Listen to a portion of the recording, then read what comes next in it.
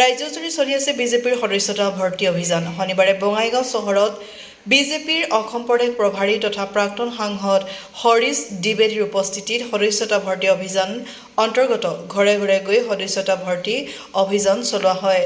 উক্ত কাৰ্যসূচীত বিজেপিৰ ৰাজ্যিক সম্পাদক দীপাংকৰ নাথ, বঙাইগাঁও প্ৰভাৰী বনদীপ ডেকা, জিলা বিজেপি সভাপতি উজ্জ্বল কান্তি ৰায় লগতে জিলা সমিতিৰ বিষয়ববীয়াসকল উপস্থিত থাকে।